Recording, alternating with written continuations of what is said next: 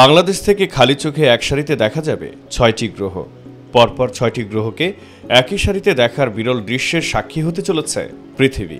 একই সারিতে আসবে বুধ, বৃহস্পতি, শনি, মঙ্গল, ইউরেনাস এবং নেপচুন।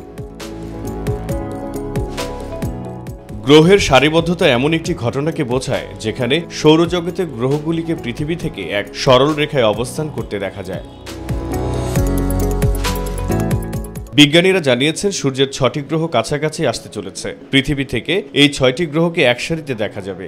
এই দৃশ্য দেখা যাবে বাংলাদেশের বিভিন্ন স্থান থেকেও। এরকমভাবে এক সারিতে একাধিক গ্রহ অবস্থান করলে তাকে মহাজাগতিক পরিভাষায় বলা হয় প্ল্যানেটারি অ্যালাইনমেন্ট। এতে গ্রহগুলি এত কাছাকাছি চলে আসে যে পৃথিবী থেকে তাদের এক সারিতে মনে হয়। ৩ জুন থেকে পরিষ্কার আকাশে এই দৃশ্য দেখতে পাওয়া যাবে। তবে বিজ্ঞানীদের দাবি ৩ জুনের আগেই সূর্যের অনেকটা কাছে চলে আসবে সৌরজগতের সবচেয়ে বড় গ্রহ বৃহস্পতি। তার পাশে আর কিছুদিনের মধ্যেই চলে আসবে বুধ। তারপর একে একে অন্য গ্রহগুলিকেও দেখা যাবে এই সারিতে।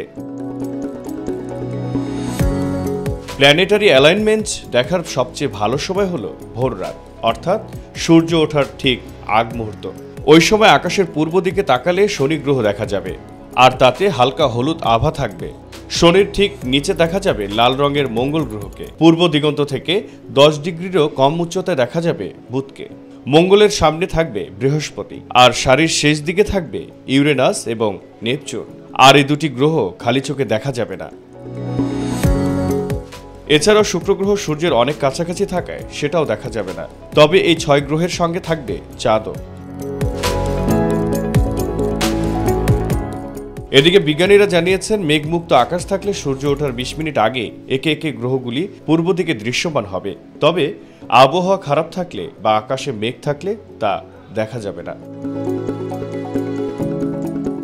জহিরুল ইসলাম জহির, মাই টিভি।